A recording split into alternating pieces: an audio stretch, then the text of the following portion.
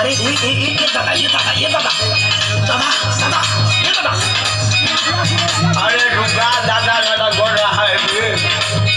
कुछ बोलेगा कि खाली दादा दादा कोई के ससुरा हमार महाराष्ट्र का आईडी हो क्या बोल रहे हो जरा बोलो तो सुना ये दादा को बात सुना ना। अरे सुनाओ क्या बच्चा पर सुना बनाओ तनी खैनी सुना बुढ़ऊ दादा हो बनाओ तनी खैनी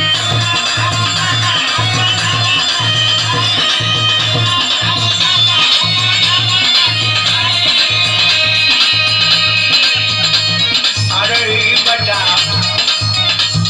तोड़ वाली बोल की चुनौती का भयल ले ए दादा बताई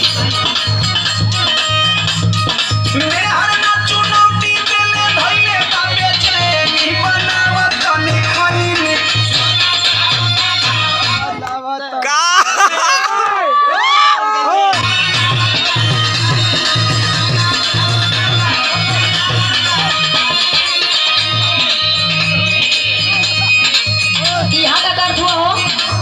कुछ नहीं दादा ले खाली हाल चाल करे नहीं दादा ढेर दिन पर भेटा है ना कुछ नहीं तू हाल चाल करत हुआ हां बुलवाओ तो हमके का तो के नशा करे से मना कर लेबे नहीं ना अच्छा ए दादा सुना पड़ा ना वो इन ऐसा ना करो ना खाली हमरे हाल चाल कर सुनो तू चुप रहा बुढ़ा बोला मत जो हम होंगे डटबू अरे सुना पहले इनका हाल सुना सुना बिगाड़ लिखले दासा करही में नशा हो बिगाड़ लिखले दासा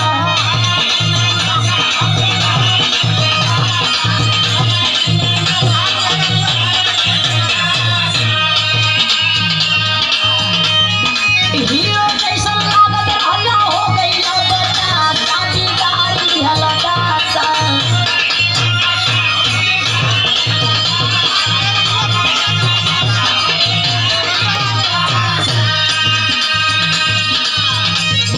आशीर्वाद मम्मी को मजबूरी बताई अब भूलवा मत हमको सुनू का सुनाओ तो बोला आदत धराई दिहले साथे के संगतिया अच्छा ई कैसा आदत है जवन छूट ना सकत है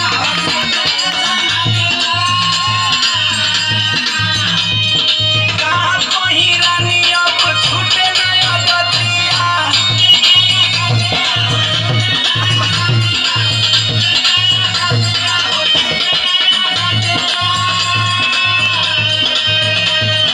दारू गांजा पीना लंबे दिन हम भइनी बनाव तनी खइनी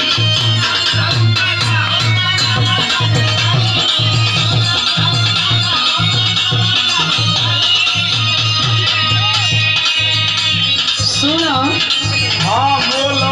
यही नाश्ता के चलते घर में कतना बवाल हो गई का बवाल होई बरे सुनो का सुनाओ का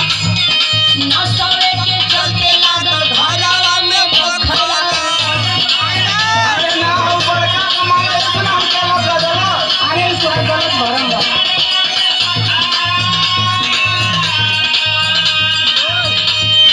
पी के पड़ोस में करावे ला तू झगड़ा अरे हां शर्म खूब जरा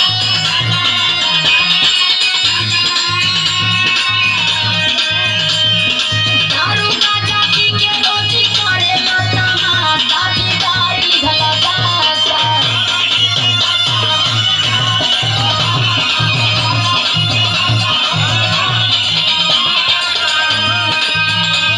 एक बात कही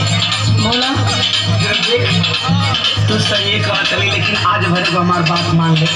कौन बात शहर मानी हो सुनो सुनाओ आज भर खाए दौरानी आके कहीं के दिया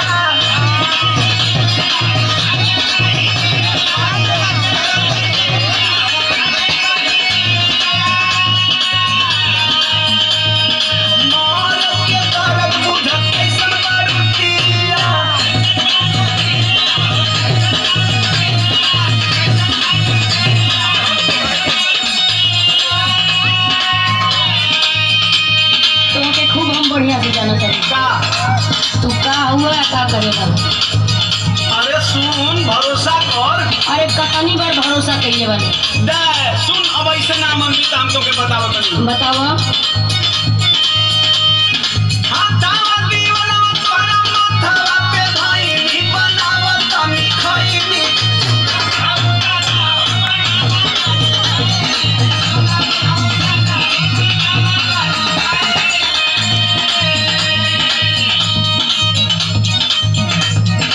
सुनो, हां तू कितनी बार क्रिया खइले बड़ा, कितनी बार गलती कइले बड़ा। अरे अब ना करो तोहरी बाती में हम ना आवे वाला है। का बोलता बढ़िया से रहम तोहर जानत बानी हम हो।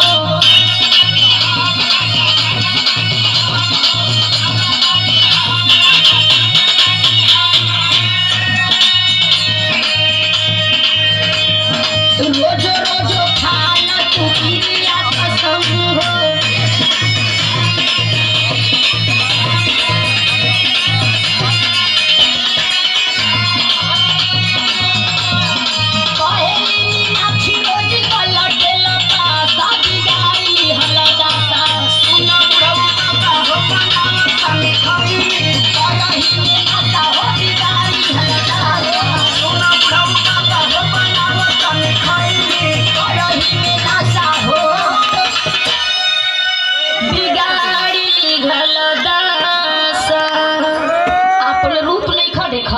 छुछु ना रेनिया